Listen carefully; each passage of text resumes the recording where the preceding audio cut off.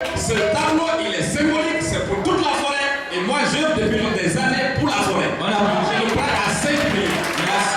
La région d'Nzérékouré, l'une des plus touchées par les conflits communautaires en Guinée. Les tensions entre les différentes communautés ont créé une situation de crise qui affecte la vie quotidienne des habitants. Comme chaque année, la structure Forêt Débat pour sa 5e édition a réuni les ressortissants de la région d'Nzérékouré ce samedi 14 juin 2025 autour d'un débat émouvant qui vise à promouvoir le dialogue, la compréhension mutuelle et la réconciliation entre les fils et filles de la forêt afin de maintenir un développement durable. Selon les débatteurs, le développement et l'employabilité des jeunes sont possibles dans la région d'Nzérékouré, mais avec la paix et la réconciliation qui nécessitent l'implication de tous les acteurs concernés.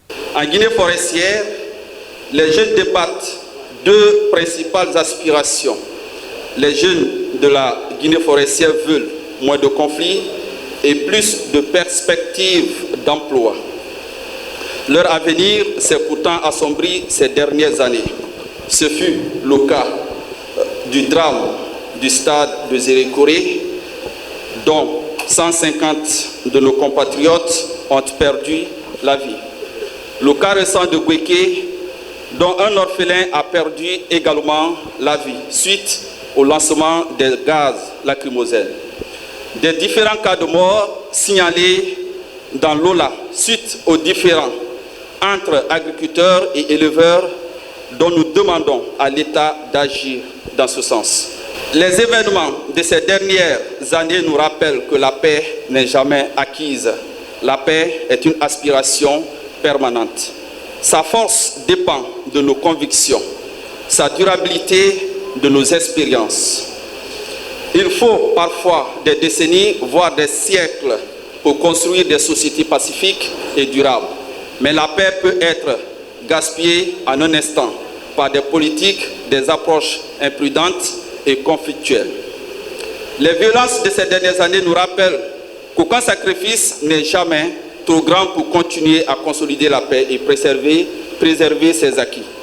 Pour sortir la Guinée forestière de l'ornière, il faut s'attaquer à plusieurs défis de développement, notamment l'amélioration de l'accès aux services de base, la diversification de l'économie et la promotion de l'agriculture durable et la préservation de l'environnement. Ces efforts doivent être soutenus par une gouvernance et une participation citoyenne active.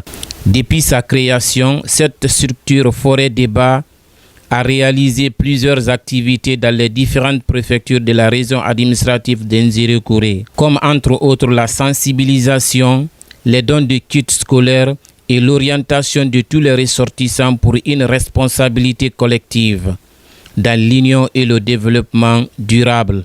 L'objectif de Forêt Débat est de promouvoir la paix, la cohésion sociale, l'union et le développement durable, avec pour but d'éveiller les consciences, de sensibiliser la population, lutter contre la pauvreté en stimulant la création des entreprises et lutter contre les conflits en région forestière. Depuis la création de Forêt Débat, nous avons pu réaliser des activités comme la sensibilisation de la communauté forestière en zone de fort risque d'affrontement comme Nzérékouré, Koulé, Lola, où actuellement un différend oppose les éleveurs aux agriculteurs à travers notre équipe sur le terrain. Nous avons également procédé l'année passée à créer plus de 12 emplois de façon directe et indirecte, distribuer plus de 513 cahiers, 452 livres de français, 813 bics, 214 livres d'espagnol et d'allemand. Ainsi, dans chaque livre se trouvait une cachette CD pour la traduction des livres, 124 ardoises, 56 dictionnaires, 14 boîtes mathématicales et 157 crayons.